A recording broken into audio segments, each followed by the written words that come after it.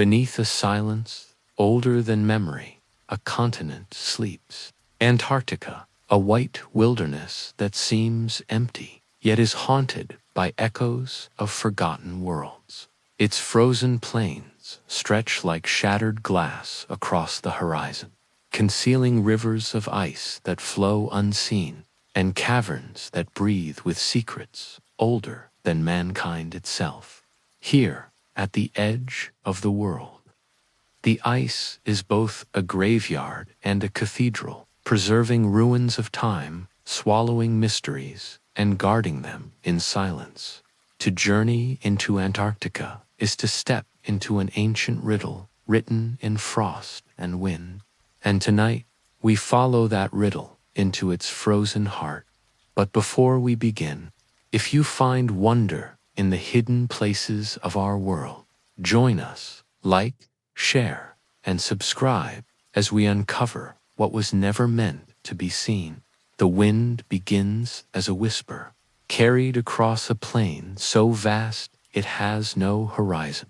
Antarctica does not greet its visitors with sound, but with absence, a silence that does not comfort, but swallows, the kind of silence that weighs on the chest, pressing into the lungs, until even the act of breathing feels like an intrusion. Here, at the bottom of the world, the earth has carved out a cathedral of ice, and it stands in reverent quiet. The light itself feels alien. The sun drifts low, casting long shadows that stretch like black rivers across the frozen white. At times, the light is a cruel blaze, reflecting from the snow in sheets of blinding fire. At others, it softens to a blue glow, as if the continent is lit from beneath the ice itself, carrying some hidden luminescence. Each breath crystallizes instantly, suspended in air that burns the throat. Every step echoes like thunder across a desert where no life answers back. Yet this stillness deceives. Beneath the surface, Antarctica is alive. The ice is not solid, but restless. It moves in great slow rivers, flowing towards the sea in silence, collapsing in cliffs that shatter like glass. Glaciers groan as they grind mountains beneath their weight. Cracks echo for miles, a reminder that the ground itself is not stable, but drifting, collapsing, reshaping. What appears as permanence is only the slowest kind of motion. And what of the memories the ice holds? Each layer is a page of time, a frozen archive written over millions of years. Within the depths of these ice sheets, air bubbles sleep, fragments of ancient atmospheres, tiny glass beads, holding the breath of creatures long extinct. To pierce the ice is to pierce history itself, to inhale the air of another age. It is both haunting and sacred, a reminder that time here does not fade, but endures. In this white silence, even sound bends differently. The roar of a storm rolls like an avalanche of drums. The crack of a breaking shelf is not heard once, but carried, bouncing endlessly, as if the ice itself remembers the noise and refuses to let it die. There are moments when explorers speak of hearing nothing at all, not even the hiss of wind, just an oppressive void, a silence so complete it feels like a presence, watching, waiting. And within that silence, the imagination stirs. For what else might lie beneath the endless white? Hidden valleys that no human has seen, mountains taller than the Alps buried beneath a frozen ceiling, lakes sealed away for tens of millions of years, whole ecosystems, perhaps, whole histories. The continent keeps its secrets, well, locking them under layers no hand can easily touch. To stand upon this frozen plain is to walk upon mystery itself, The white silence is not empty, but heavy with memory, with secrecy, with something beyond comprehension. Every gust of wind feels like a whisper from another age. Every ripple in the ice seems like a sign of something stirring beneath. To call it barren is to misunderstand it. Antarctica is not barren. It is abundant with silence, abundant with mystery, abundant with the weight of worlds unseen. And so we stand at the edge of this silence, at the edge of a land where beauty and terror coexist, where the white horizon stretches like infinity. The ice dares us to listen, to imagine, to wonder what might emerge if its walls were to melt, if its secrets were ever to be revealed. But for now, Antarctica waits. It does not move for us. It does not speak for us. It waits in silence, as it always has, holding its mysteries beneath the white. At first, it unnerves. The absence of trees, rivers, birds, or voices creates a hollow that echoes inside the mind. But then, slowly, the ear adjusts. It begins to catch subtler sounds, the faint whisper of snowflakes striking against one another, the creak of ice shifting under invisible weight, the distant sigh of glaciers as they release compressed air from centuries past. In these hushed tones, Antarctica begins to speak, not loudly, not clearly, but in fragments of an ancient language only patience can interpret. The landscape itself plays with perception. A traveler may look across a plain of snow and swear it is level, only to find crevasses opening beneath their feet, black mouths gaping in silence. These fissures stretch deep into the heart of the glacier, their walls gleaming like polished glass, their depths filled with blue light that seems to belong not to the sun, but to some hidden fire within the ice. To fall into one is to vanish, swallowed without a sound, becoming part of the silence forever. Above the skies transform with moods as mercurial as the ice below. In summer, the sun hovers endlessly, circling like a watchman who never sleeps, flooding the land with light that sharpens every ridge and shadow.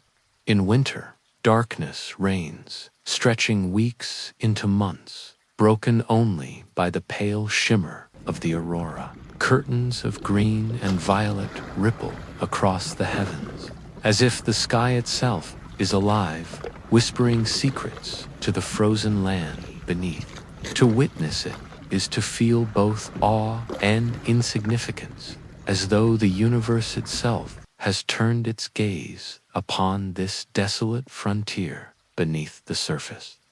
However, a hidden world stirs.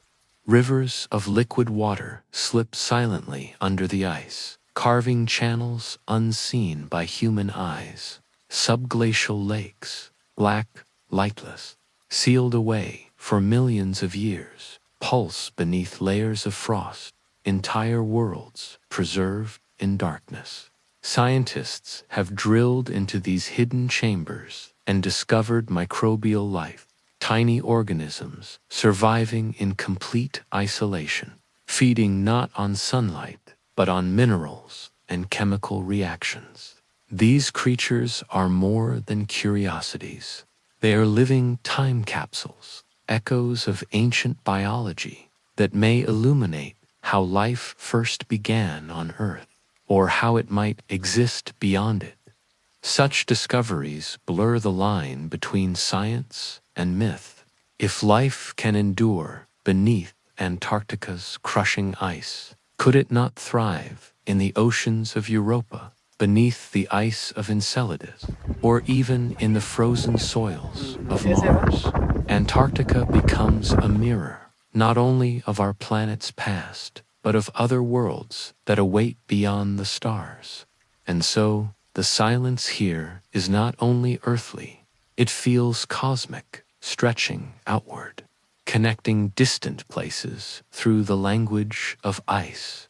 Yet there is another kind of silence, one carved not by nature, but by memory. Scattered across Antarctica are relics of human defiance, huts left by explorers more than a century ago, their walls still standing, their supplies preserved in the cold. Cans of food sit untouched, books lie frozen, boots remain by doors never walked through again. The silence of these places is haunting. It is the silence of dreams pursued to the edge of the possible, and of lives surrendered to the frozen void. These abandoned outposts whisper a truth. The ice has always outlasted the ambitions of men, and still, the continent resists full comprehension. Each storm erases footprints, as if no one had ever stood here. Each shifting glacier swallows evidence, hiding it beneath crushing weight. The silence is not passive. It is active, erasing, concealing, protecting. It guards what lies beneath, whether it is the memory of explorers, the remains of forgotten mountains, or something older still. At the end of the world, the white silence reigns. It is a silence that drowns voices, consumes echoes, and buries truth. It asks no questions, but demands them from those who dare to stand upon its surface. And in that demand lies its power. The silence forces us to look inward, to confront what we do not understand, to wonder at what we cannot see. Antarctica, in its silence, is not empty. It is full of memory, full of questions, full of mysteries waiting beneath the snow. And as the winds rise again, carrying their hollow cry across the frozen expanse, one truth becomes clear. The silence of Antarctica is never still. It moves, it breathes, it remembers, and it waits. The storms come without warning. At first, only a faint tremor passes through the air, a subtle thickening of the light. Then the horizon dissolves, and the world becomes a blinding wall of white. Snow does not fall here, it swarms. Driven sideways by winds that scream across the continent, the air transforms into a torrent of frozen knives. Vision collapses to nothing. Up and down become indistinguishable. A man may stretch out his hand and see nothing beyond it, swallowed by the storm's relentless curtain. In such moments, Antarctica does not merely challenge, it erases. The silence does not vanish in these tempests, it deepens. Beneath the roar of wind lies a deeper emptiness, as though the earth itself has been muffled. Sound scatters, direction blurs, and the human mind falters. Many explorers have spoken of the strange hallucinations such storms inspire, phantom shapes flickering in the snow, distant figures that vanish when approached, whispers riding on the gusts. Perhaps it is exhaustion. Perhaps the mind invents companions to survive the endless isolation, or perhaps, in the white silence, something else walks unseen. When the skies finally clear, the land appears changed. Snowdrifts form ridges as high as towers. Ice cliffs stand like fortresses, jagged and radiant in the returning sun. These walls gleam with a brilliance that blinds, facades of translucent blue stretching higher than cathedrals. They seem alive, breathing, glowing with light stolen from the sky. To stand at their base is to feel dwarfed not just in size, but in time. For these cliffs were born long before human history began, and they will endure long after it has ended. There is no permanence, however, even in this frozen domain. The ice is always in motion, shifting with a slow, unstoppable momentum. A sudden crack may split the silence, echoing like cannon fire as an iceberg breaks away from the shelf. These fragments, some larger than cities, drift out to sea, carrying with them a piece of Antarctica's memory. To watch one collapse is to witness the power of nature sculpting itself, remorseless and unhurried. The ocean swallows, the silence resumes, and the continent remains unchanged. Beneath these grand walls lies an invisible world.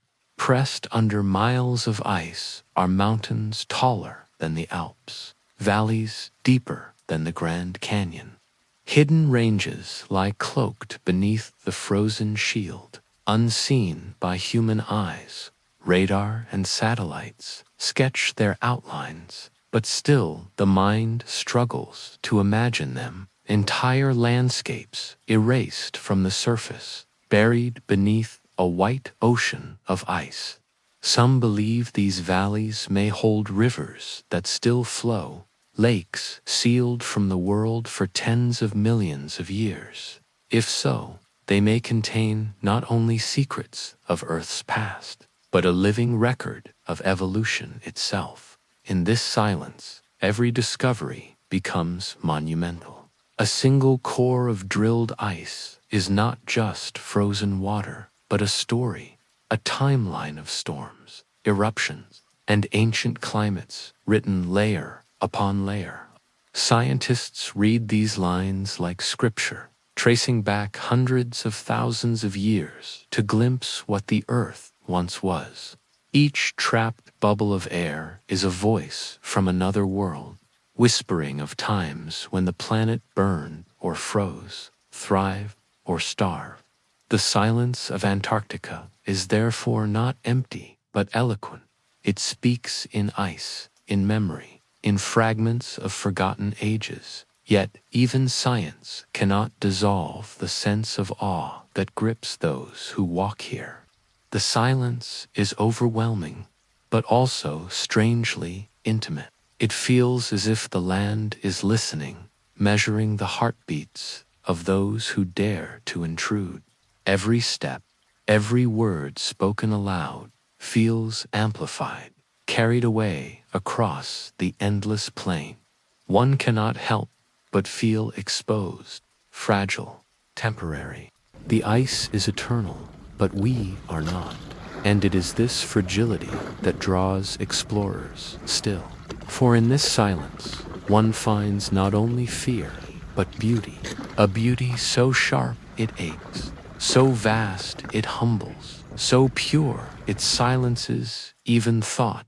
To look upon the horizon of Antarctica is to see the edge of the possible, the line where human ambition collides with something far greater, far older.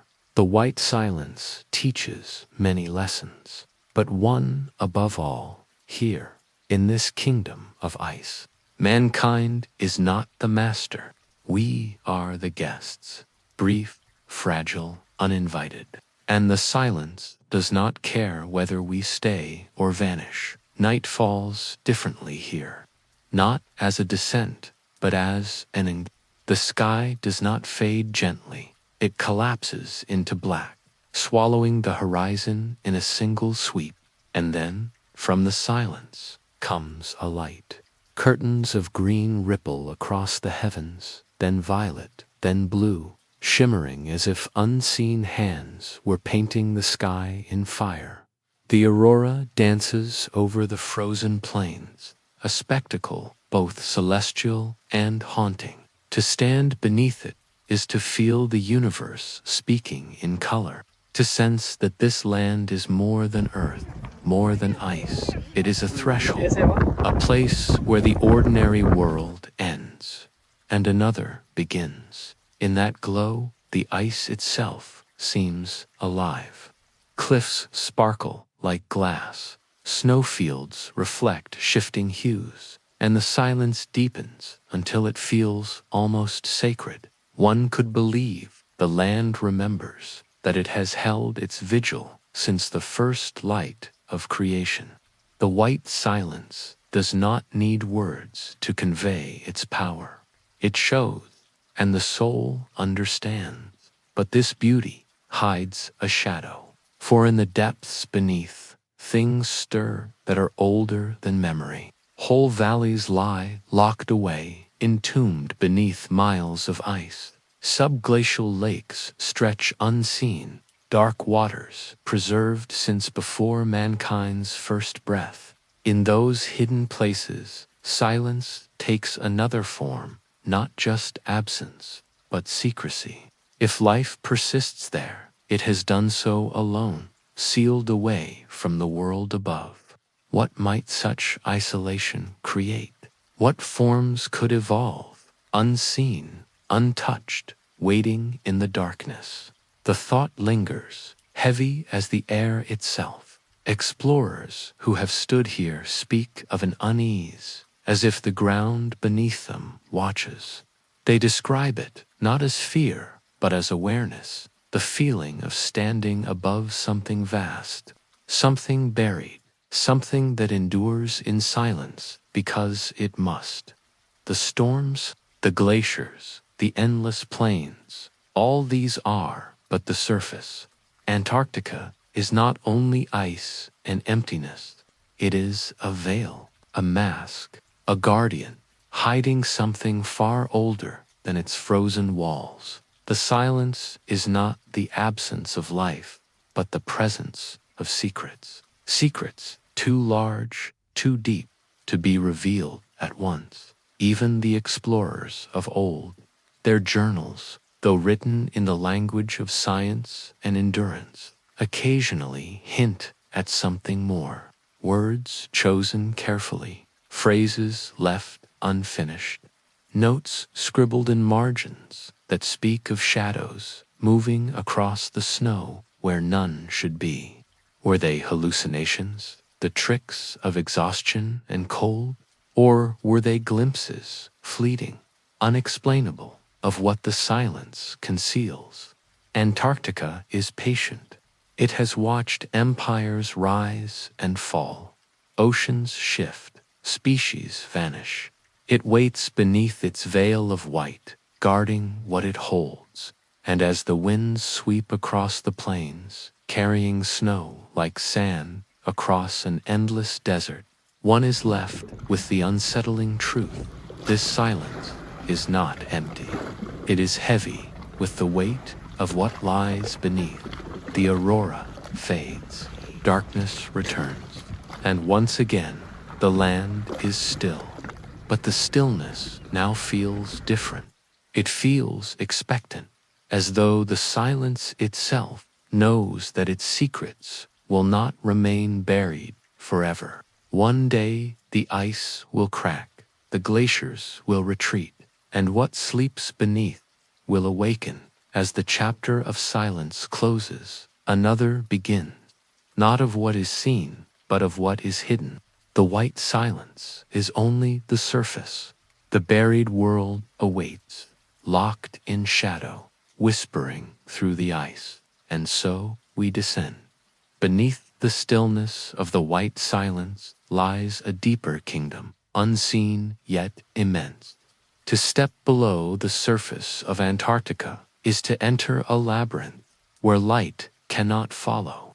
The frozen ceiling stretches for miles, pressing down upon mountains, valleys, and rivers erased from the surface of maps. Here, time folds upon itself. The ice does not merely cover the land, it imprisons it, guards it with a weight so great that even memory struggles to escape.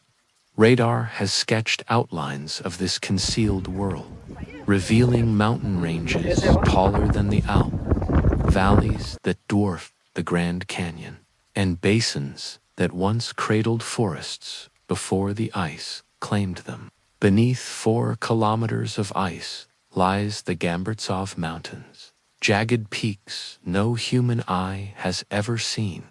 They rise unseen, locked in perpetual darkness, a range hidden for millions of years. Scientists call it a ghost mountain chain, a relic of another Earth, sealed away like a secret no one was meant to uncover.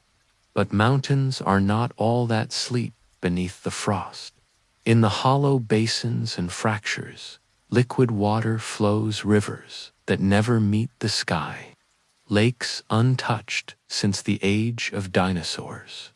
Among them, Lake Vostok reigns as the most mysterious. Buried beneath 13,000 feet of ice, it is one of the largest lakes on Earth, yet it has never felt wind or rain. For at least 15 million years, it has existed in isolation, sealed in perfect darkness, under pressures that would crush most life.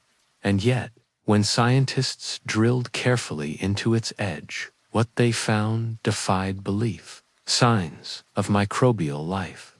Tiny, resilient organisms, enduring in conditions that mirror alien worlds.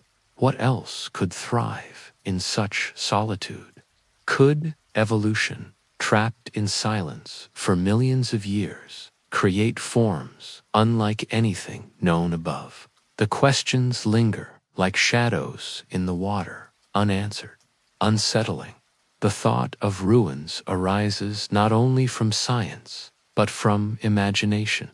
If valleys once flourished with forests, if rivers once ran free before the ice sealed them, what might remain? Fossils of creatures long forgotten, the bones of giants that roamed in ages past. Perhaps even the faint outlines of civilizations erased by ice. While mainstream science speaks cautiously, whispers beyond its borders speak of structures glimpsed in radar surveys, patterns etched into stone that resemble design rather than chance. Official voices dismiss such claims as anomalies, yet the imagination cannot help but dwell on them. For the idea of ruins buried beneath the Antarctic ice is not new. Legends of a southern continent, Terra Australis, incognita haunted maps for centuries before Antarctica was truly discovered. In myth and speculation, it was a land of lost cities, of forgotten empires, of knowledge preserved in frost. Some even believed it to be Atlantis, frozen in exile at the end of the world. Today, those whispers find fuel in every new revelation. Hidden mountains, secret lakes, strange patterns etched in ice. But whether myth or truth, one certainty remains. Beneath the continent lies a story older than mankind. Antarctica is no empty wasteland. It is a library, a crypt, a sealed archive of Earth's forgotten past. Each mile of ice conceals a page, and together they tell a tale that stretches beyond our imagination. Explorers who study the buried world describe an eerie sensation, as if their instruments are peering into forbidden depths. The maps they draw look less like geological charts and more like blueprints of another realm, a secret world running parallel to our own. And in every valley, every lake, every range swallowed by ice, there lingers a question that resists silence. What else sleeps beneath? To look upon the buried ruins of Antarctica is not to see them directly, but to sense them in echoes, in patterns, in whispers beneath the white. The surface dares us to believe it is empty. The depths tell another story. And so we descend deeper still into the shadowed labyrinth, where the line between history and myth begins to blur. The first explorers to hear of Lake Vostok imagined it as a dark and motionless abyss, a stagnant tomb beneath the ice. But reality proved stranger. Far from lifeless, the waters stirred with quiet energy. The crushing weight of miles of ice above created constant geothermal pressure, keeping the lake liquid despite the freezing world around it.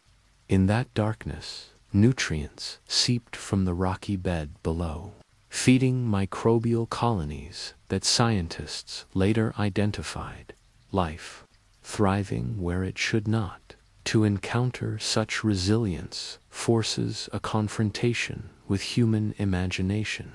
If microorganisms can adapt to this abyss, what else might they become over the span of millions of years? Isolated ecosystems have a way of inventing their own rules. On islands, lizards grew wings and rats became giants. In caves, fish lost their eyes and bats conquered eternal night. What transformations might occur in an underwater world sealed away from sunlight, untouched by evolution's larger stage?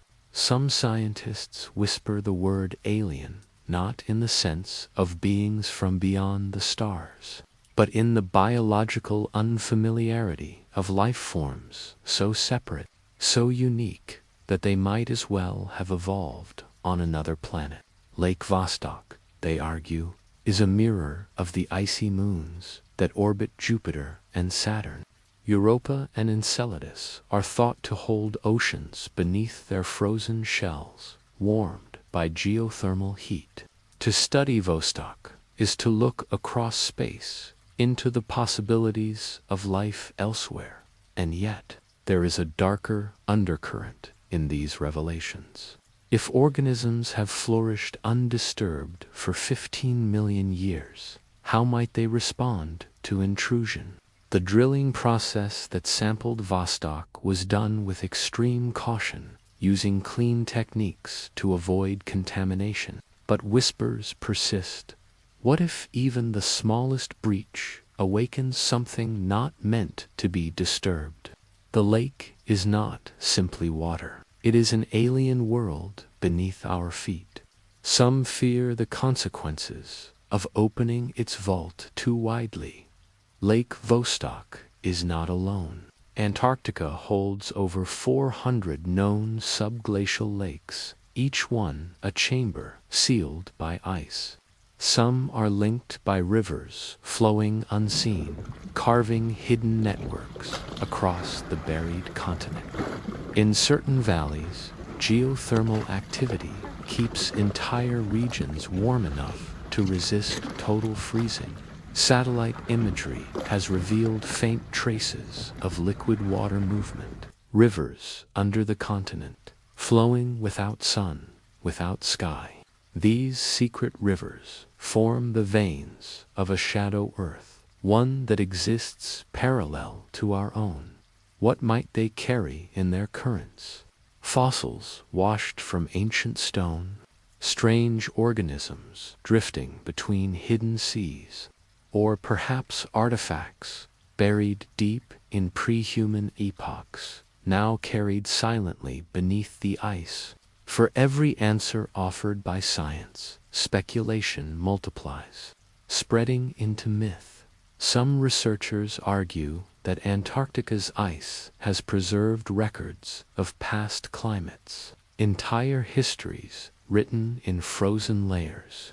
Within these strata lie traces of vanished forests, pollen from species long extinct, and chemical fingerprints of atmospheres that no human has ever breathed.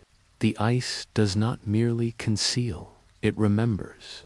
But there are those who suggest the memories run deeper still, storing not only natural histories, but fragments of civilizations erased. If humanity has risen and fallen more than once, where better for its traces to survive than beneath the most impenetrable fortress on Earth? Here lies the unsettling thought.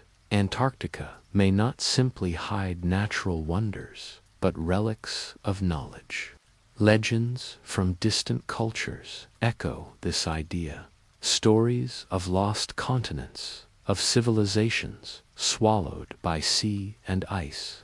When radar surveys map strange geometric shapes beneath the glaciers, some dismiss them as natural formations. Others see them as the outlines of structures, half-buried temples, or the bones of cities forgotten by history. The human mind hungers for connection, and Antarctica feeds that hunger with mystery. For in every dark lake and unseen valley, we sense the possibility of something extraordinary life, unlike our own, or ruins that whisper of a forgotten age. Science approaches carefully, collecting data, drilling samples, weighing evidence. Myth leaps ahead, weaving stories from shadows. Between the two lies the truth, hidden still beneath a frozen veil. And so, explorers press on. Each radar scan, each core sample, each seismic reading peels back another layer of the buried world. But the deeper they search, the greater the sense of unease. For the silence beneath the ice is not empty. It feels watchful, as though the earth itself guards its secrets. The ruins remain buried, but their presence is felt in the tremor of instruments, in the whispers of data, in the sense that something immense waits to be revealed. Antarctica is a crypt, and crypts do not yield their treasures easily. When satellites first began mapping Antarctica with ground-penetrating radar, the images that emerged unsettled even the most seasoned geologists. Beneath the blinding white, beneath mountains entombed in ice, patterns surfaced that defied easy explanation. Not jagged chaos, not the randomness of broken stone, but lines, angles, shapes, too precise to dismiss as accident. One anomaly in particular drew whispers of vast formation beneath 2 miles of ice, resembling a pyramid. Its flanks rose in smooth, triangular planes, so symmetrical that many struggled to accept it as natural. Was it merely a mountain sculpted by wind and glaciers? Or was it something else, the skeletal outline of a forgotten structure, now hidden in the deep freeze? Scientists cautioned restraint. Nature is capable of strange precision, but the human imagination latched on to the image and refused to let go. And it was not the only anomaly. Elsewhere, surveys revealed immense circular depressions, perfectly round, etched into the bedrock far below. Craters, perhaps, left by ancient impacts. Yet their edges were too sharp, too defined, as though cut with purpose.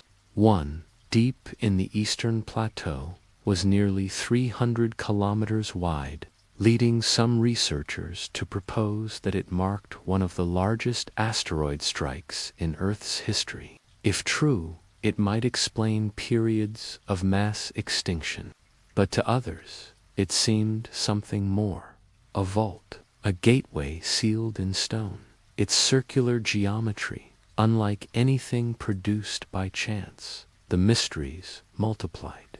In 2006, a joint European mission mapped the Gambritsov Mountains, a vast hidden range the size of the Alps, buried entirely beneath the East Antarctic ice sheet. Their peaks, sharper than any that should have survived millions of years of erosion, stood preserved in perfect silence. How could such a range exist, untouched by time, unless the ice itself acted as a tomb, preserving landscapes as they were when the first forests grew upon Earth? And yet, some radar images of the valleys between those peaks suggested unnaturally flat floors, like roads or avenues long concealed. It is here that rumor, legend, and conspiracy entwine with science. Whispered claims speak of Operation Hijump, A massive U.S. expedition in 1946-47, officially a military training mission, but in secret accounts described as something else entirely. According to these tales, the operation encountered far more than snow and ice phenomena that defied comprehension. Lights in the sky, craft moving with impossible speed. To skeptics, such stories are pure invention, the debris of Cold War paranoia. Yet to believers, they hint at truths buried deeper than any ice core could reach, even today. In the age of satellites and constant surveillance, Antarctica keeps its secrets well. Strange heat signatures have been recorded in places where no geothermal activity should exist. Vast magnetic anomalies ripple beneath certain regions, as though massive metallic structures lie hidden below. Some dismiss these as artifacts of measurement, glitches in instruments. Others insist they are the fingerprints of ancient machinery, buried cities, or technologies lost to time. The human mind is drawn to geometry, to the ordered lines that separate the natural from the artificial. When radar screens return images of grids, rectangles, or circles to perfect, we reach instinctively for explanation. Yet, in Antarctica, explanations dissolve in frost. A pyramid may be nothing more than a mountain. A circle may be only a crater. A grid may be the fracture of stone beneath pressure. But what if, even once, it is not? What if the ice is a shroud, hiding the relics of something we no longer remember? In that uncertainty lies both fear and fascination. Antarctica becomes not just a frozen wilderness, but a canvas upon which humanity projects its deepest myths. Atlantis buried beneath the sea, Eden sealed in ice, a cradle of civilizations erased by cataclysm. None of it proven, none of it disproven. The weight of 2 miles of ice keeps all answers locked away. Yet the very act of searching changes the way we see the world. For even if no lost cities wait beneath the frozen crust, Antarctica still holds the greatest ruins of all, the ruins of climates, of ages, of Earth itself. It is a library entombed in white stone, pages of history compressed into frozen silence. Each radar image is a fragment of that library. Each anomaly, a word whose meaning we struggle to read. The buried ruins remain silent, but silence in Antarctica is never empty. It is heavy, alive, waiting. Night falls quickly on the Antarctic plateau. In the endless white silence, darkness does not come with the familiar rhythm of sunset and twilight. The wind sharpens, the temperature plummets, and the horizon dissolves into a black void. Beneath this cloak, the buried world waits, unseen, untouched, yet restless. It is in these hours of stillness that the mind wanders deepest. Scientists working in remote stations speak of a peculiar feeling that takes hold during the long polar nights. It is not the ordinary loneliness of isolation, but something heavier, as if the ground beneath were aware of their presence, as though the ruins themselves, sealed in ice, were listening. Core samples, drilled from 2 miles down, bring fragments to the surface, shards of sediment, grains of ancient pollen, traces of gases long trapped in frozen time. Under microscopes, the evidence reveals itself. Antarctica was once not ice, but forest. Rivers flowed here, green valleys stretched across the land, and animals walked where now only blizzards roam. The ice has preserved this forgotten Eden, burying it in silence. compressing millions of years into thin layers that scientists read like pages of a book. Each layer tells of climates shifting, seas rising, life adapting, and vanishing again. But among these pages are anomalies. Samples from certain depths carry chemical signatures that should not exist. Fragments of organic material so old, so alien to known species that they resist classification. Minerals that hint at intense heat, as though parts of the land once burned under forces violent and unrecorded.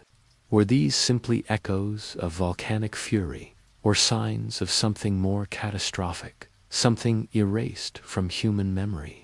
The possibility unsettles even the most rational minds. If Antarctica has hidden entire forests, rivers, and worlds, what else might it hold? Did human eyes ever see this land before it froze? And if they did, what marks did they leave behind? Marks now buried too deep for us to yet uncover. Stories of discovery often begin in whispers, and Antarctica is fertile ground for whispers. Pilots flying over desolate stretches report glimpsing dark openings in the ice, vast and circular, like the mouths of caverns descending into the frozen heart of the continent. Some claim these voids stretch for miles, too large to be natural fractures.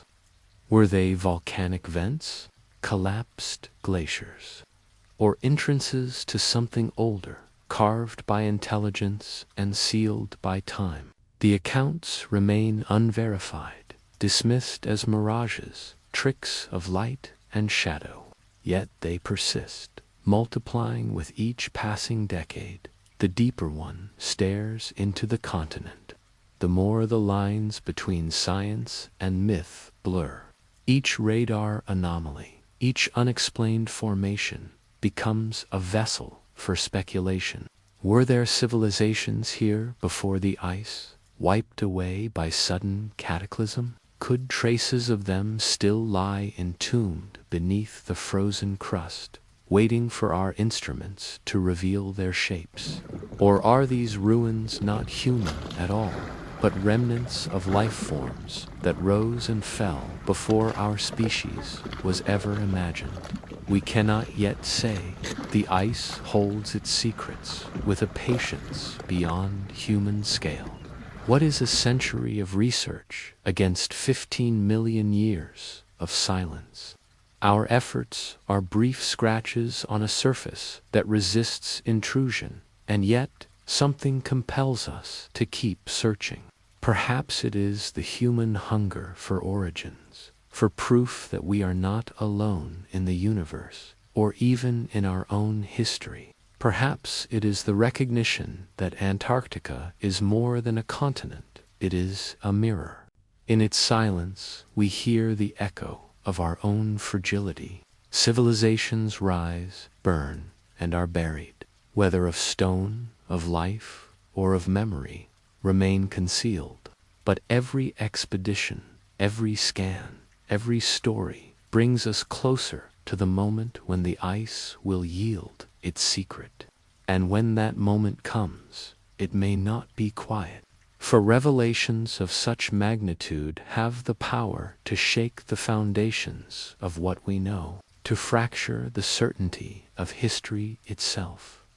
The chapter closes not with answers, but with a question that lingers in the cold. What waits beneath the last veil of Antarctica? In the next silence, we descend deeper into mysteries not of ruins, but of the forces that guard them. The frontier of Antarctica is not marked by fences or borders, but by the restless edge of ice itself. Here, where frozen cliffs collapse into roaring seas, the continent reveals its royest face. The polar frontiers are a battleground between elements, a place where ice, ocean, and sky wage endless war. Stand upon the coast, and the first thing you hear is the breaking. The thunder of icebergs calving from glaciers, shattering into the sea, with the sound of a world cracking open. Each fracture echoes across the horizon, reverberating like cannon fire through the frozen air. It is the sound of continents breathing, shifting, refusing to remain still. Beyond these walls of ice, the Southern Ocean circles the Earth with relentless power. The currents here are unlike any other, a vast conveyor belt that encircles the globe, moving more water than all the world's rivers combined. Waves rise like mountains, whipped by winds, unbroken by land, a storm belt that forever girdles the planet. Sailors who braved these waters spoke of them with awe and fear, calling them the Roaring Forties and the Furious Fifties. For here, the ocean does not forgive mistakes. One slip, one miscalculation, and the waves will swallow ships whole. And yet, even in this chaos, life flourishes. Seals haul themselves onto drifting ice, their bodies thick with the fat of survival. Penguins march in endless lines, diving like torpedoes into the black water, returning with silver flashes of fish. Albatrosses spread wings wider than a man is tall, gliding for days without rest, carried by winds that would crush lesser birds. Life here is carved into resilience, each creature an emblem of adaptation to extremes. But the polar frontiers are more than the theater of nature. They are also thresholds, gates between what is known and what remains concealed. Beneath the floating shelves of ice, hidden from the eye, lie worlds few have ever seen. Caverns, larger than cities, stretch into darkness, carved by warm currents beneath the frozen ceiling. Rivers flow through these submerged palaces, carrying life and secrets alike. Scientists who dare to lower instruments into these spaces describe them with reverence, as if entering cathedrals. The silence there is absolute, broken only by the slow groan of ice shifting above. Some of these hidden caverns glow with strange beauty. In certain places, mineral-rich water creates walls of crystal, shimmering under the light of submersible lamps. In others, volcanic heat rises from vents on the seafloor, creating pockets of warmth in which ecosystems thrive. Tube worms cluster near the vents, fish with translucent bodies drift through the shadows, and microbial mats cling to the walls like living tapestries. Entire biospheres exist here, unknown to the surface world, as if the earth itself keeps alternate chapters of life tucked away under lock and key. The frontier is also one of time. Each fragment of ice that breaks from a glacier carries with it a story thousands of years old. Trapped within our bubbles of ancient air, a record of atmospheres long gone. To hold a piece of ice in your hand here is to hold the breath of a forgotten world, the air that mammoths once breathed, the climate that gave rise to human civilization. The frontiers do not merely divide land from sea. They divide past from present, memory from forgetting. And there is danger in that memory, for these frontiers are fragile. As glaciers retreat, as shelves fracture, the gates that have held for millennia begin to crumble. Caverns collapse, ecosystems vanish, and secrets long buried are released. Some scientists warn that the greatest revelations of Antarctica will not come by deliberate exploration, but by accident, when the ice itself yields unwillingly and mysteries are forced into the open by collapse. The polar frontier is not silent like the buried ruins. It roars, it crashes, it surges, it demands respect. It is both guardian and executioner, keeping its treasures sealed behind storms and walls of ice. But those who dare to cross it, who step into its howling chaos, find themselves standing at the very edge of the known world and staring into a vastness that feels alive. This is where humanity meets the last threshold. And beyond it lies the uncharted. To step beyond the polar frontier is to enter a realm where weather itself feels alive, a force that stalks and strikes without mercy. The storms here are not like those elsewhere on Earth. They do not arrive gradually, whispered first in the sway of trees or the shift of clouds. They descend suddenly, tearing across the horizon in walls of snow and wind, so fierce that the very air becomes a weapon. A blizzard in Antarctica is not simply cold, it is erasure. The world vanishes into a blur of white, horizons dissolve, landmarks disappear. You can stretch your arm and see nothing beyond your fingertips. To wander even a few steps from camp in such a storm is to risk being lost forever, swallowed by a landscape that offers no second chances. Explorers of the early 20th century knew this terror intimately. They tied ropes from tent to supply depots, not out of caution, but out of survival. For without them, the storm would take not only their path, but their lives. And yet, it is within this chaos that some of Antarctica's most haunting spectacles are revealed.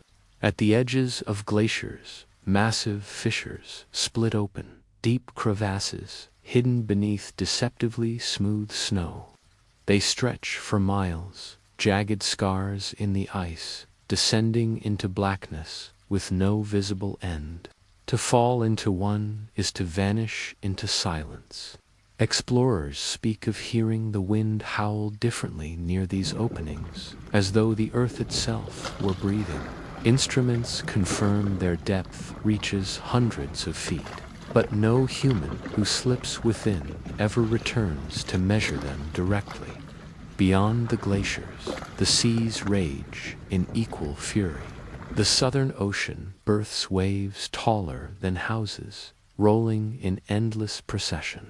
Icebergs, some the size of cities, break free from shelves and drift into these waters, carving their own paths of destruction. To sail among them is to navigate a shifting labyrinth, where mountains of ice grind against one another with the sound of thunder, sending shards flying into the sky. And beneath the surface, the threat multiplies. 9/10 of an iceberg lies unseen, waiting to tear open steel hulls with a silent touch. But perhaps the most haunting force of the frontier is not the storm, not the sea, but the cold itself. Cold so deep it ceases to feel like temperature and becomes something heavier, a presence pressing upon the skin.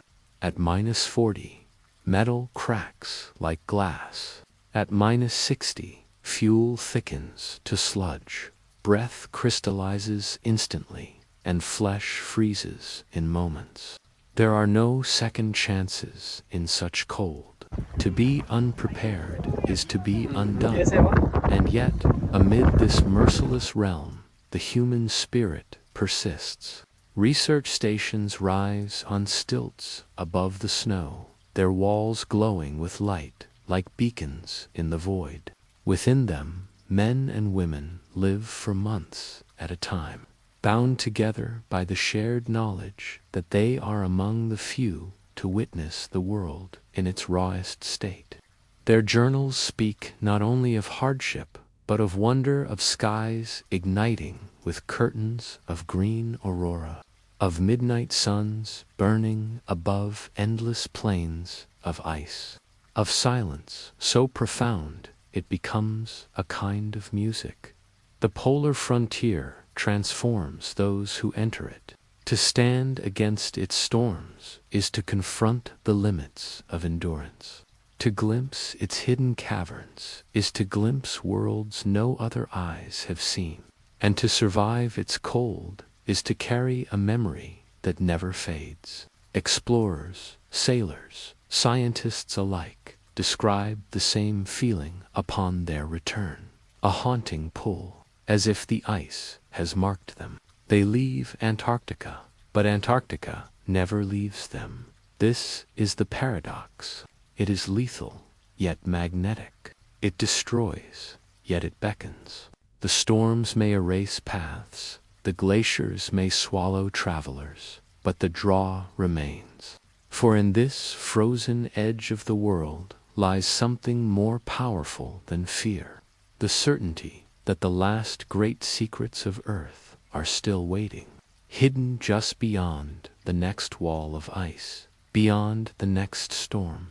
And those secrets do not yield easily. For every revelation in Antarctica is bought with hardship, with struggle, with the knowledge that survival itself is the price of discovery. Here, at the frontiers of the polar world, the line between endurance and extinction is drawn with every step, and still humanity steps forward amid the fury of storms and the weight of glaciers.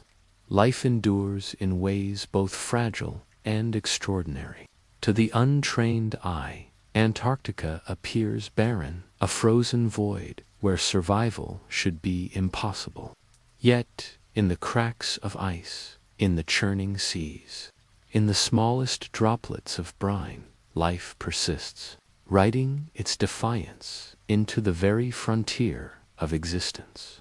Along the coastlines, colonies of emperor penguins gather in vast ranks, their bodies pressed close for warmth, their calls echoing across the frozen plains. Against winds that would strip a human bare in minutes, they shield their young, taking turns in the outer ring of the huddle, enduring the cold as a living wall.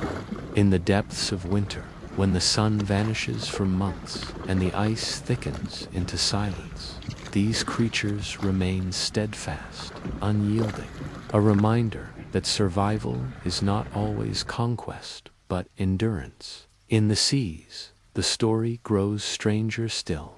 Beneath the ice shelves, where light never penetrates, alien ecosystems bloom, brine channels within the ice, thin as veins. House microbial life that thrives in salt concentrations high enough to kill most known species.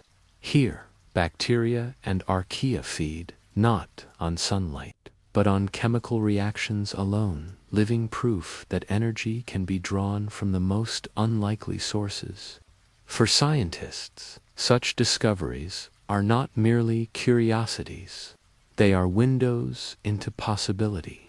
If life can endure here, in salt and darkness, what might it endure elsewhere, on icy moons, in subterranean oceans, across the frozen frontiers of the cosmos?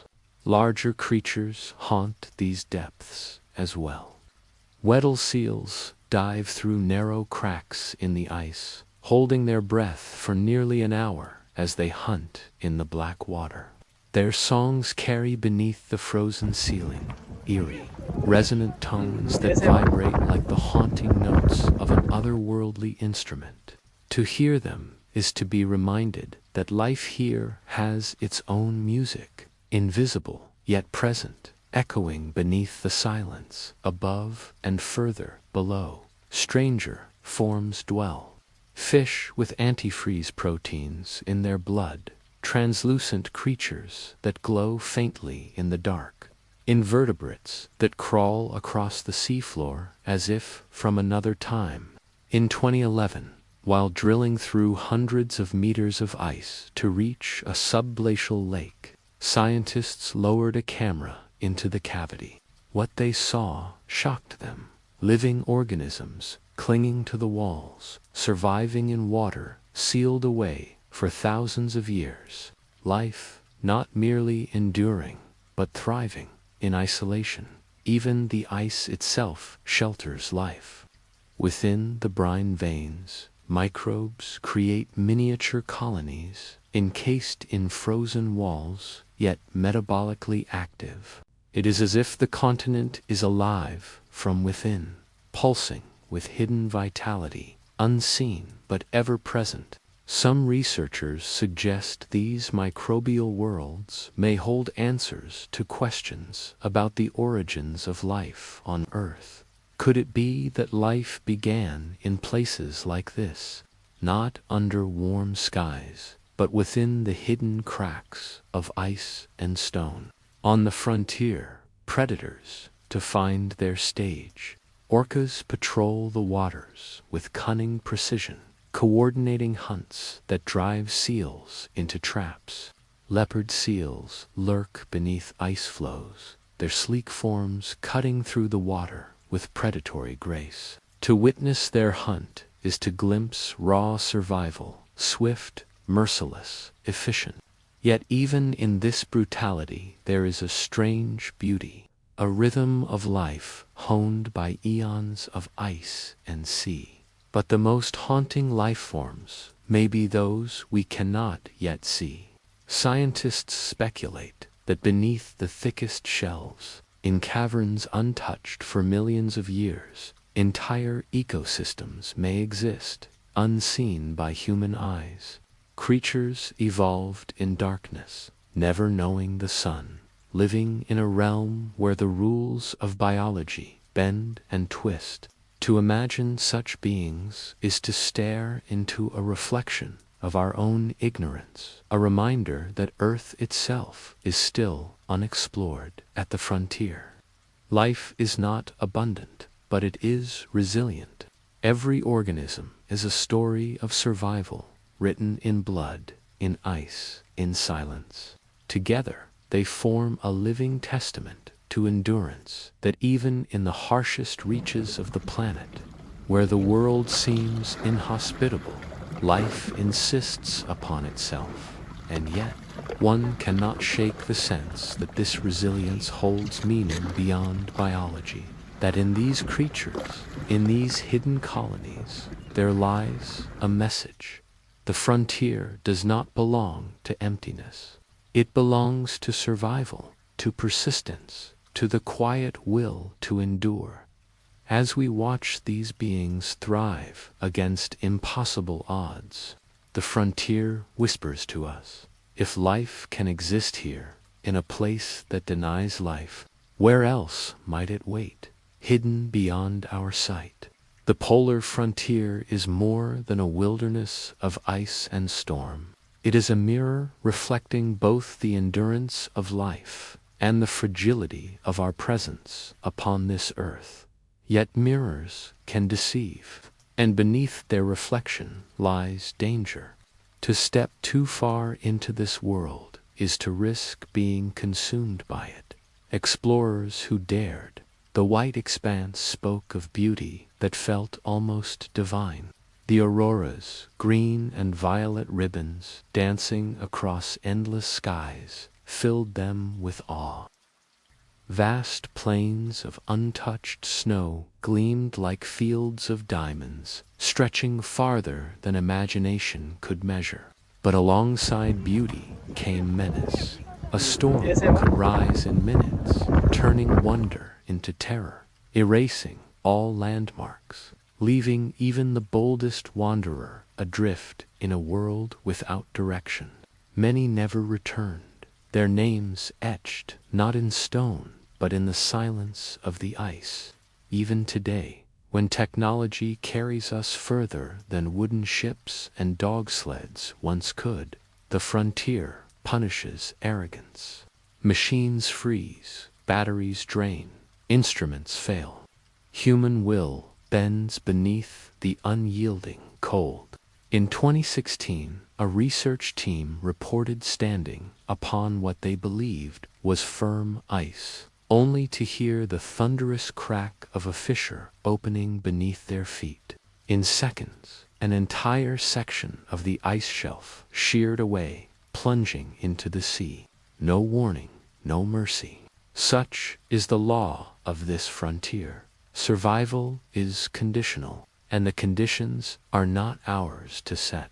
Yet it is not only explorers who risk being undone. The frontier itself is vulnerable. For millennia, the ice seemed eternal, a fortress of cold, impervious to change. But in recent decades, cracks spread faster, glaciers retreat, and seas rise. The poles, once seen as eternal guardians, reveal themselves as fragile thresholds. In their thaw lies a revelation far more dangerous than storms, that the frontier is not fixed.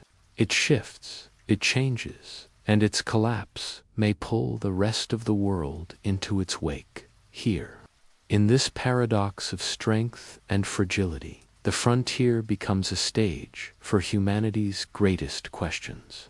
Why do we come here, again and again, to places that resist us? Is it curiosity, the hunger for knowledge?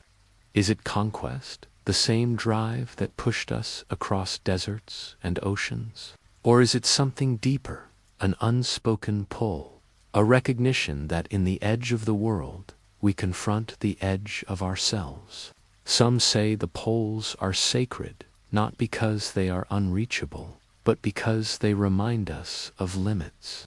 They whisper to us of boundaries we cannot erase, forces we cannot master. And yet, paradoxically, it is here that we discover possibility. Microbes surviving in brine veins suggest life can endure on distant worlds. Strange ecosystems sealed beneath glaciers hint at unknown origins of existence. The very forces that resist us also invite us to dream of what lies beyond. But revelation comes at a cost. Each expedition bears the risk of disappearance. Each discovery reminds us of what we do not know, what we may never know. In 1912, as Robert Falcon Scott and his team perished on their return from the South Pole, his final diary entries carried both despair and hope. "Had we lived," he wrote, "I should have had a tale to tell of the hardihood, endurance, and courage of my companions." His words echo even now, carried in the winds that sweep across the white horizon. Tales unfinished, lessons unfinished, frontiers unfinished. The polar frontiers, then, are not merely places upon a map. They are thresholds of survival, of knowledge, of humility. They remind us that the world is not ours to conquer, but ours to witness, to respect, to endure alongside. And they leave us with a question that lingers like the cold itself. If this frontier, so seemingly eternal, can change, then what of all others? As the chapter closes, imagine standing at the edge of an ice cliff, staring into a horizon where sky and snow blur into one. The wind howls like a voice from another age. The auroras shimmer like spectral curtains above and beneath your feet. The ice groans, ancient, immense, alive. You realize then that this is not the end of the frontier, but the beginning of another. For beyond the poles lies a new threshold, one not of geography, but of imagination. If life can endure in these extremes, if worlds can be hidden beneath ice, then what lies beyond Earth? The frontier stretches outward into realms we have yet to touch, yet to even fully imagine. And so the story of the frontier moves forward, away from the cold silence of Antarctica, and into the greater silence of the cosmos. The polar frontiers close, not with an ending, but with a turning, a pivot from Earth's edges to the vastest edge of all, the unknown beyond the stars. The frontier does not end where ice cliffs meet the sea, nor where polar winds fade into silence. Beyond the desolate whiteness of Earth's extremes lies another horizon, vaster than all others combined, the frontier beyond Earth. It is not built of glaciers or seas, but of darkness, silence, and distance so great that time itself bends beneath its weight. For as long as humanity has lifted its eyes to the night sky, the cosmos has called to us. Stars shimmer like cold fires in the heavens, a tapestry of mysteries woven across infinity. Ancient civilizations read their patterns, carved them into stone, and told stories of gods and creatures dwelling above. Yet behind the myths lingered a deeper truth, that the sky was not simply a canvas, but a doorway we longed to step through. Unlike the polar frontiers, where danger is visible in storms and ice, space conceals its perils in silence. There are no landmarks, no winds, no currents, only a void so absolute it can swallow thought itself. To enter it is to leave behind the known world, to abandon the safety of air and water and soil, and to set sail upon a sea that has no shore, and yet we dared. When Yuri Gagarin first orbited Earth, he spoke of a horizon unlike any ever seen. The planet shimmered blue and white below him, delicate against the abyss. "I see Earth," he said. "It is so beautiful." In that moment, humanity's story shifted. The frontier had opened, and its scale dwarfed all that came before.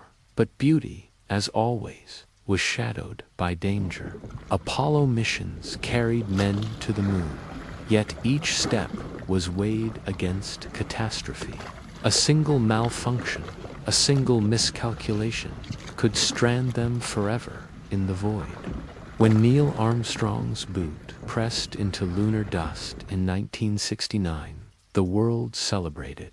Yet in hidden rooms, contingency speeches lay prepared words to honor explorers who might never return. Even triumph was haunted by the possibility of silence. Still, we pushed forward. We built telescopes to pierce the darkness, machines to wander where flesh could not. Voyagers sailed beyond the planets, carrying whispers of our existence into interstellar space. Rovers crawled across Martian deserts, their cameras returning landscapes as barren and beautiful as Antarctica's frozen plains. Each machine became a scout, a torch lit against the dark, proof that curiosity was stronger than fear. And yet, what drives this relentless push? Why leave the world we know to chase shadows in the void? Some say it is survival, the need to ensure that humanity does not perish if Earth itself falters. Others say it is ambition, the old hunger for conquest, transfigured into a cosmic scale. But beneath all reasons lies something deeper, older, wonder. The same wonder that drew us across oceans and into frozen wastelands now draws us into the stars. It is not enough to see the sky. We long to touch it, to belong to it. Yet the frontier beyond Earth carries lessons as severe as the polar wastes. It demands humility. No technology, no courage can erase the distances that separate us from even our nearest neighbors. Light itself, the swiftest traveler, takes minutes to cross from sun to earth, years to cross from stars to stars, and millennia to move between the great arms of the galaxy. Against such scales, we are small. Against such silence, our voices are whispers. and yet whispers can endure. The Voyager probes drift now in the interstellar dark, carrying golden records etched with the sounds of Earth birdsong, ocean waves, human voices speaking greetings in many tongues. It is a fragile gesture, almost laughable against the enormity of space. Yet perhaps that is its power, a fragile record like a fragile species, daring to declare its presence in an indifferent universe. The frontier beyond Earth, then, is not only about travel or discovery, it is about reflection. In gazing outward, we see ourselves. In stepping beyond, we confront both our limits and our possibility. Just as the polar frontiers revealed the fragility of ice and the resilience of life, so too does space reveal the fragility of Earth and the resilience of our will to endure. But this is only the beginning. For if the frontier is vast, then its mysteries are greater still. Beyond planets and moons lie worlds stranger than imagination, places where storms rage for centuries, where oceans exist without light, where mountains dwarf Everest and valleys could swallow continents. To journey into this domain is to step not only beyond Earth, but beyond certainty. And so the chapter opens with a horizon not of snow or sea, but of stars. A horizon endless, merciless, yet filled with possibility. A frontier that reminds us that our story, though fragile, is not confined to Earth.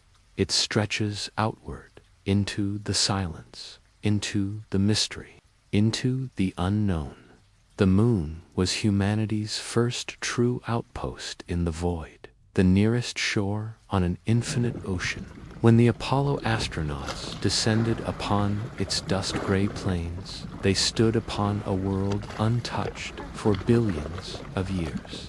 Its silence was so complete that even their words seemed to vanish before leaving their helmets. Magnificent desolation, Buzz Aldrin called it. Magnificent because the sight of Earth rising above the lunar horizon was enough to shatter hearts with wonder. Desolation because it reminded them that beyond that fragile globe, survival was impossible without steel, fire, and air carried from home. The footprints pressed into lunar dust still remain, preserved by the absence of wind and rain. They are more than marks of exploration. They are memorials to a moment when humanity proved it could step beyond the cradle. Yet, for all the grandeur of those voyages, the moon remained a frontier, glimpsed but not held. No colony rose. No permanent home endured. We touched the frontier, but we did not yet claim it. Mars, however, beckoned as a second shore, a world painted red by iron dust, a planet both alien and strangely familiar. Its canyons dwarf the Grand Canyon, its volcanoes rise higher than Everest, and whispers of ancient rivers curl through its scarred surface. If ever there was a world meant to test humanity's resilience, it is Mars. For decades, rovers have traced its landscapes, their tire tracks writing the first lines of a story still unfinished. They found frozen water hidden beneath soil, strange seasonal streaks upon hillsides, and signs that long ago oceans may have embraced the Martian plains. Each discovery pressed a question harder into our hearts. If life once bloomed here, could it bloom again? Yet to dream of Mars is to dream of endurance. The journey itself would last months, carrying travelers through radiation storms, isolation, and endless emptiness. And upon arrival, the challenge would only deepen. Mars has air, but not enough to breathe. It has water, but locked in frost and soil. It has gravity, but weaker, demanding unknown sacrifices from bones and blood. To live here would be to build bubbles of survival upon a world that resists life at every turn. Still, the dream endures, not because it is easy, but because it echoes the great journeys of the past. As once we crossed oceans and tundras, so too might we cross the gulf of space to claim a new shore. But the Moon and Mars are not only destinations, they are mirrors, reflecting our own nature back at us. Each attempt to build upon them reveals both our ingenuity and our fragility. Even with rockets, habitats, and machines, we remain creatures bound by breath and warmth. A single breach in a wall, a single failure of power would end life in seconds. On Earth, we can stumble and rise again. On other worlds, there is no second chance. Still, we plan. Engineers sketch cities beneath glass domes, towers shielded by Martian cliffs, and greenhouses filled with crops grown beneath artificial suns. Some dream of mining lunar ice for water, fuel, and oxygen. Others imagine transforming Mars itself, releasing gases to warm its air, coaxing oceans back to its valleys, and painting its sky with clouds once more. The frontier invites imagination on scales so vast they blur the line between science and myth. Yet myths have always carried seeds of truth. Long ago, the Arctic was imagined as a land of monsters and endless storms, until sailors pierced its veil. The moon was once seen as unreachable, until astronauts pressed their boots into its dust. And Mars, though distant, may one day yield as well. Each impossibility that falls reminds us that the frontier is not a wall, but a question. And questions demand answers. But beneath every dream lies risk. To pursue life beyond Earth is to risk not only lives, but identity. Who will we become if we live beneath other skies? Will we remain Earth's children, bound by memory and origin? Or will we transform, slowly shaped by alien worlds, until even our reflection no longer matches who we once were? The frontier does not only test our survival, it tests our essence. The moon and Mars stand now as thresholds, open but not yet crossed. We send machines, we send plans, we send hopes.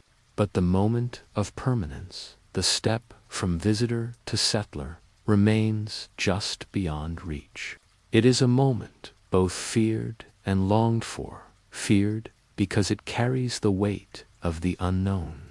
Longed for because it promises that humanity's story will not end with Earth. And so the question lingers in the silence between worlds. When we finally choose to step across that threshold, will we endure?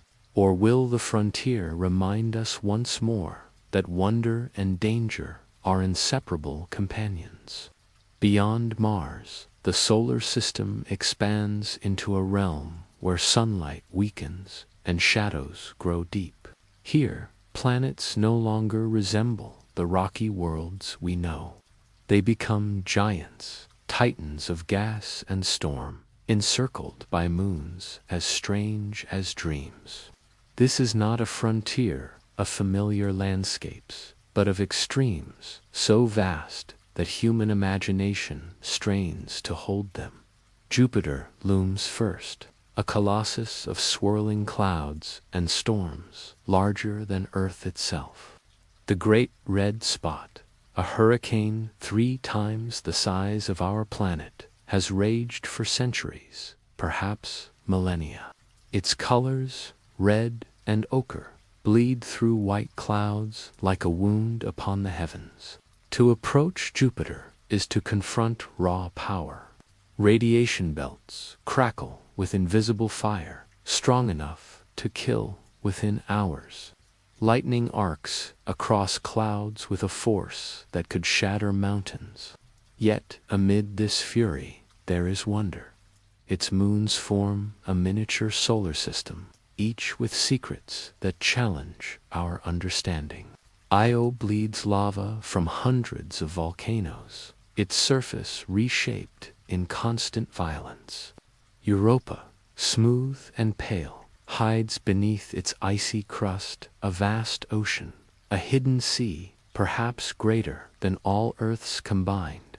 In that ocean, shielded from light, might life endure, creatures that have never seen a sky that pulse and drift in eternal darkness. If so, then Jupiter's icy moon is not just a world. It is a cradle, hidden beneath glassy ice, waiting for discovery. Saturn lies farther still, its rings arching across space in bands of ice and stone, fragile and immense. The rings shimmer like a frozen river encircling the planet, both beautiful and haunting. They are not eternal. Slowly, they crumble, raining fragments into Saturn's atmosphere. We gaze at them now in their glory, knowing that in cosmic time they will vanish. Yet their moons promise marvels as well. Titan, shrouded in thick orange haze, holds rivers and lakes, not of water, but of methane and ethane, flowing like liquid fire in a frozen world. Imagine standing upon its shores, beneath a golden sky, watching liquid hydrocarbons lap against alien sands. To us, poison. To something else, perhaps life. And then there is Enceladus, gleaming white, its south pole erupting with plumes of water vapor. Beneath its icy crust lies yet another hidden ocean, salty and warm, stirred by tides from Saturn's pole. In 2005, the Cassini spacecraft flew through those plumes and found organic molecules, the building blocks of life itself. Within a frozen moon, smaller than a continent, lies the possibility of biology, of cells, of something alive. If life exists here, it would mean we are not unique, that existence blooms not only on Earth, but wherever conditions allow. Farther outward still, Uranus and Neptune drift in cold solitude. Uranus tilts upon its side, its poles where its equator should be, seasons stretched into decades. Neptune's winds howl at supersonic speeds, dark storms twisting across blue clouds of methane.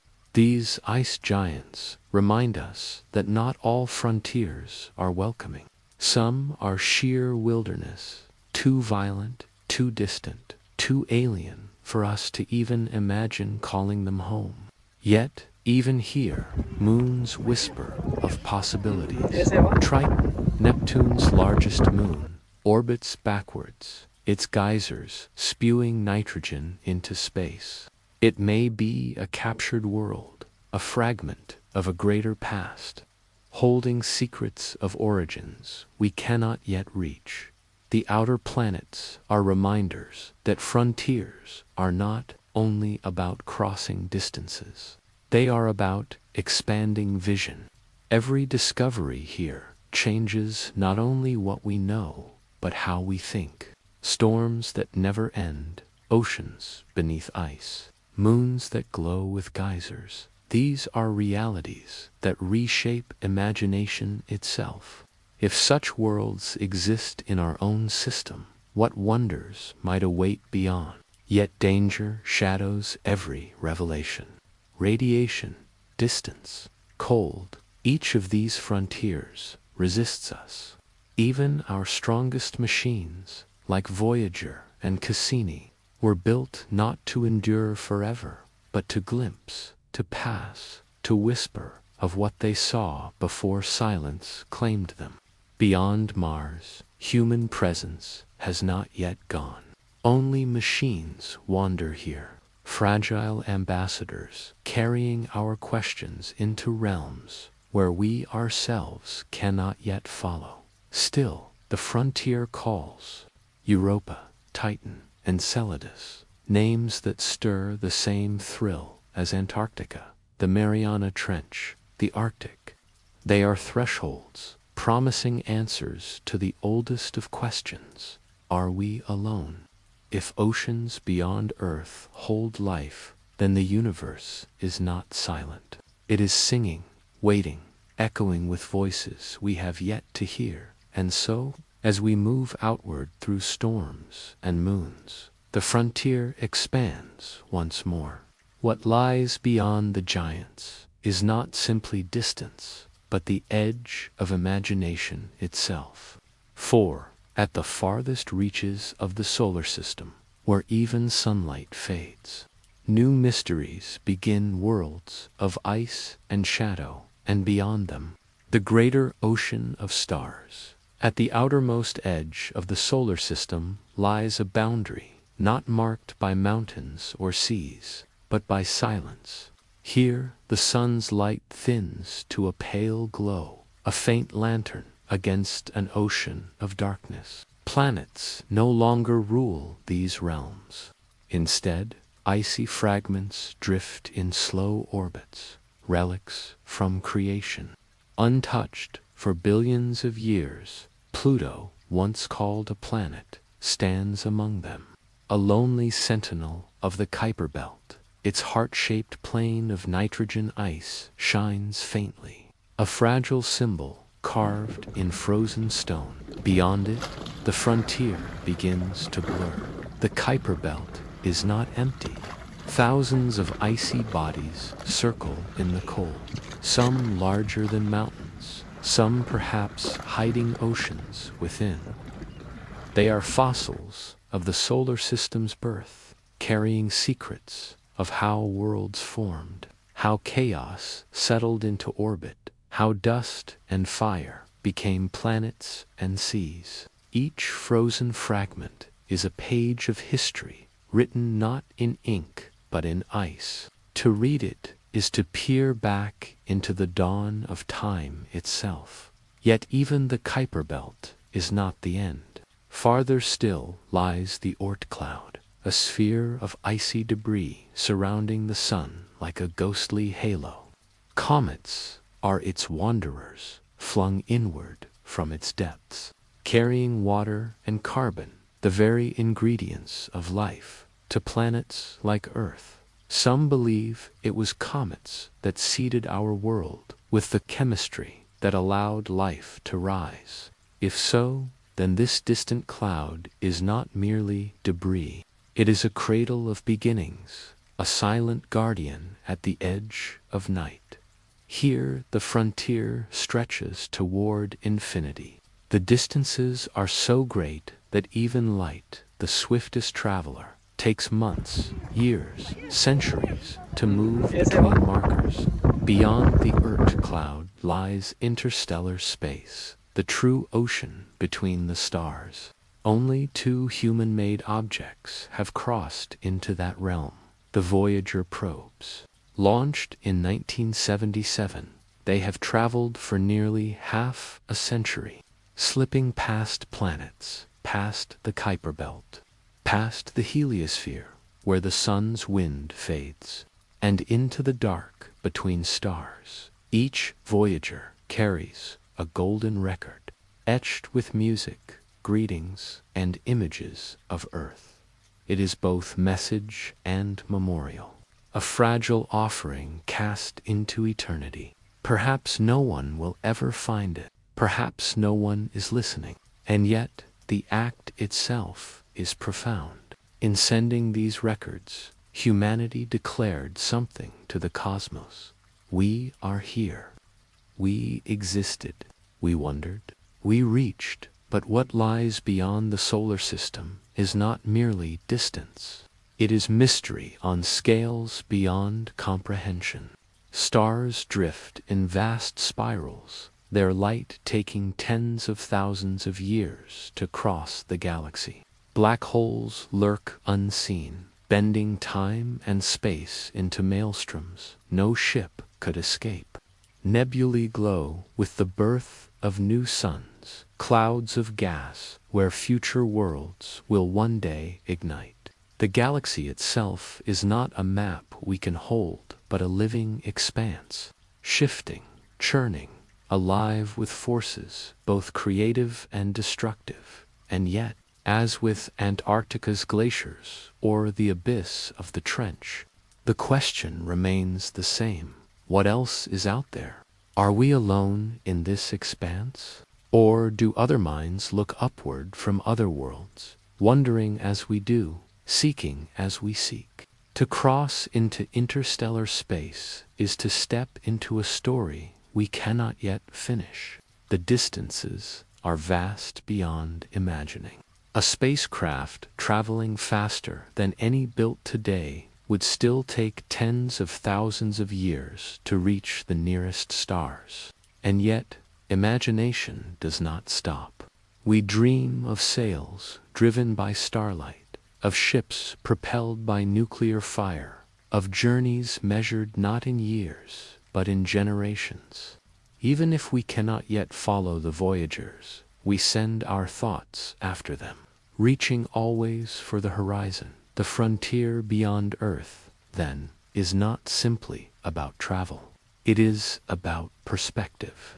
In looking outward, we see how small we are, a pale blue dot suspended in an endless dark. But we also see how vast possibility is.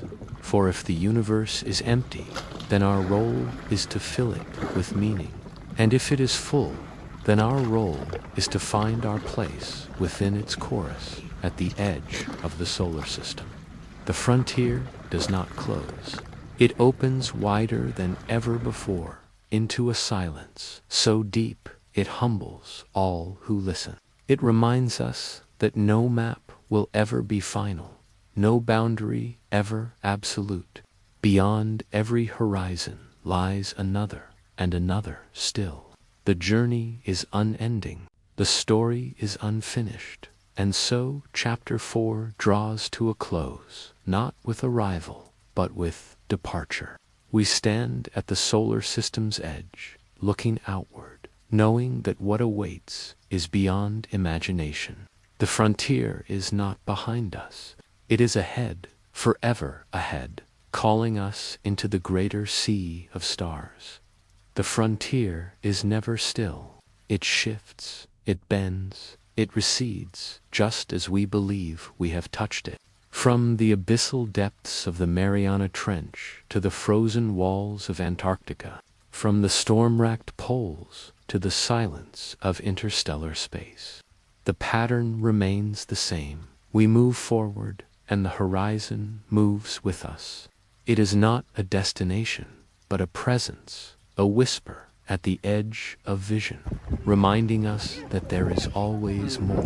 Every age of humanity has faced its own frontier. For the first wanderers, it was the unbroken savanna, the question of what lay beyond the next ridge or valley. For the sailors of wooden ships, it was the horizon of the sea, the terror of falling off the edge of the world, the wonder of finding new lands instead. For the explorers of ice and wind, it was the poles, where compasses faltered and cold reduced even steel to silence. And for us, in this age of machines and stars, the frontier stretches beyond Earth itself, into a cosmos so vast it defies comprehension. Yet the frontier is not only a line on a map, it is a mirror. Each step outward reveals something inward. To descend into the trenches is to confront pressure and darkness, but also resilience, the proof that life can thrive in what seems impossible.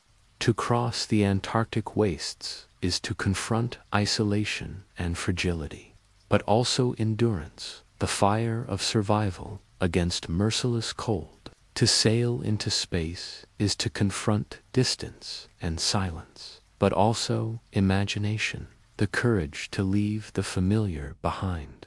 The frontier is not only about what we find, it is about who we become, and always it carries paradox. For what we discover often unsettles as much as it inspires. The ocean, once believed empty at depth, revealed creatures stranger than myth. The poles, once imagined eternal, revealed fragility that could reshape the world's future. Space, once thought a void, revealed planets, storms, and oceans beyond imagination. The closer we look, the more the frontier resists certainty.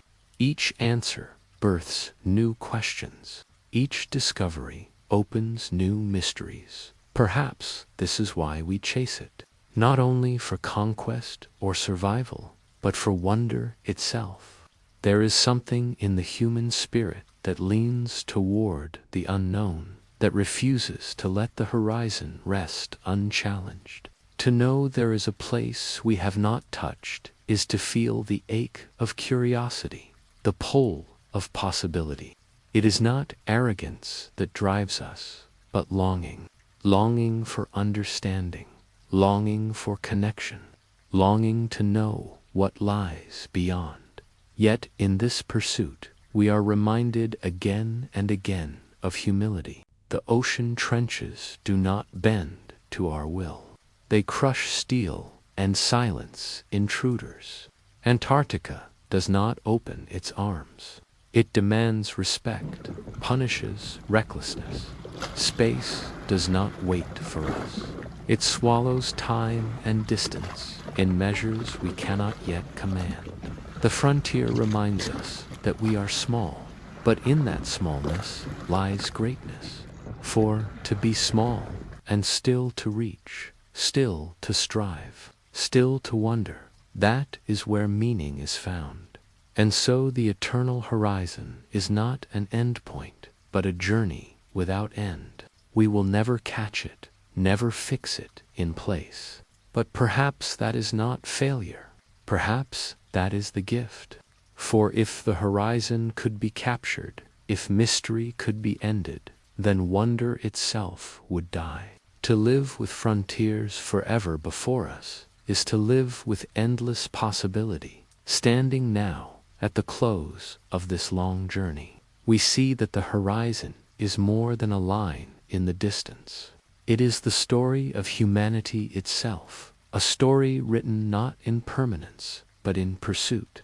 From cave fires to rockets, from sails to satellites, from questions whispered in the dark to answers carried back in fragile machines. We have always been wanderers of the frontier, and as long as there are horizons, we will remain so. Time is the frontier we seldom speak of, yet it presses closest against us. For all the oceans we cross, the ice we carve through, the skies we lift away from, it is time that holds us, shaping every choice, every breath. Civilizations rise and collapse within its tide. Generations flicker like sparks, vanishing into the dark. Even the greatest discoveries, the boldest conquests, the most daring leaps beyond the familiar, they are but brief moments against eternity. And yet, it is this very brevity that sharpens our vision. Knowing we are temporary makes us restless. Knowing our lives are short makes the frontier irresistible. We lean forward into the unknown, not because we expect to finish the journey, but because it is in the act of moving that we find meaning. We are fragile creatures with fragile years, but the horizons we chase carry echoes of forever. Consider the explorers who never saw the end of their voyages. Ships swallowed by ice, sailors lost in storms, astronauts who gazed into blackness and never returned. History remembers them not as failures, but as symbols of the frontier itself, lives given to a pursuit larger than life. Their journeys remind us that the horizon is never ours alone to reach. It is shared across generations, carried like a torch, passed forward so the next may continue where the last was forced to stop. There is beauty in this inheritance. The maps we hold today are written with the sacrifices of those who came before. The satellites that circle the Earth trace paths first imagined by dreamers centuries ago. The probes we send into space carry messages not for us, but for descendants who may never know our names. We are threads in a fabric so vast it can never be fully woven, each strand crossing into another, building something greater than the span of a single life. And so the frontier binds us not only to wonder, but to responsibility. For the horizons we touch are fragile. The deep seas hold ecosystems balanced on a knife's edge. The polar ice shelters worlds that melt at the touch of human industry. Even space, cold and infinite, is not immune to our reach, littered already with fragments of our ambition. Each frontier we pursue reminds us of the power we carry, the power to explore, but also to destroy. To step forward without care is to fracture what we most long to discover. Perhaps this is why the frontier feels sacred. Not sacred in a religious sense, but in the quiet awe it demands. To stand at the edge of Antarctica, to hear the silence of glaciers cracking, is to know you are in the presence of something larger than yourself. To dive into the ocean's midnight zone, to witness creatures glowing in darkness, is to know life is richer than our imaginations. To look up at the night sky, stars ancient beyond reckoning, is to know our place is small, and that our smallness does not diminish us, but defines us. For in the end, the frontier is not about conquest, not about ownership, not about planting flags or claiming dominion. It is about connection. It is the bridge between what is known and what is possible. It is the thread that binds us to the past, the challenge that shapes the present, and the promise that carries us into the future. Without frontiers, we would not grow. Without horizons, we would not dream. And so, the eternal horizon stretches before us, unbroken. We will never hold it, never tame it. But that is not the point. The horizon is not meant to be caught. It is meant to call to us, to remind us that wonder is endless, that mystery is eternal, that life itself is a journey, not a conclusion. To live with horizons always before us is to live fully awake, restless, searching, alive. The journey is not over. It never will be. The horizon waits, but it does not wait for us. It has stretched across time before our kind first opened its eyes, and it will stretch across time long after we are gone. We are brief guests in a universe both indifferent and magnificent, and yet, for reasons buried deep within our nature, we cannot stop reaching for it. We cannot help but move forward, drawn by a gravity that is not physical but spiritual. The frozen seas of Antarctica remind us of silence, a silence so vast it feels alive, pressing against the heart with weight.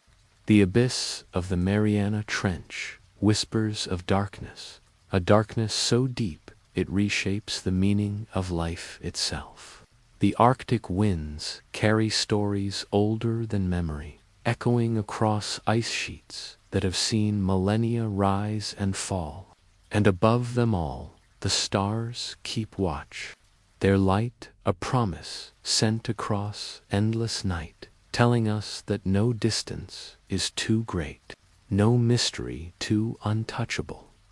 In each of these frontiers, we see a mirror of ourselves.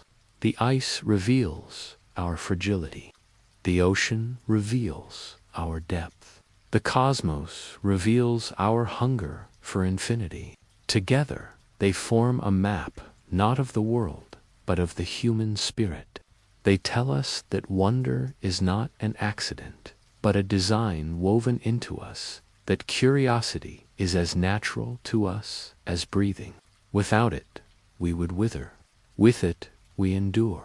And yet, endurance is not guaranteed. The horizon demands courage, but it also demands care. To step into the unknown without reverence is to break what we most long to understand. To exploit the frontier is to betray it. The frozen seas crack under the weight of warming. The abyss grows quieter as life vanishes from its depths. Even the stars, distant as they are now scarred by the fragments of our ambition, debris scattered across the skies. The frontier offers wonder, but it also reminds us of responsibility to explore not as conquerors, but as stewards. There is a paradox in this calling. We know we will never reach the end. We know each horizon will only give way to another. Each answer will open to more questions. And yet that endlessness is the very heart of its beauty. What would life be if all mysteries were solved? What would existence mean if there were no distance left to cross? It is the incompleteness of our journey that makes it sacred. It is the chase itself that gives us meaning. Think of the generations to come. They will inherit our maps, our machines, our discoveries. They will sail seas we only glimpsed, walk on lands we never touched, gaze deeper into skies we only measured from afar. They will carry our torch forward, not because the horizon belongs to them, but because the horizon belongs to no one.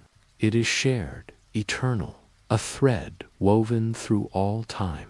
To pursue it is not just an act of exploration, but of connection, a bond between past, present, and future. And so we return to the eternal horizon, not as a final destination, but as a reminder.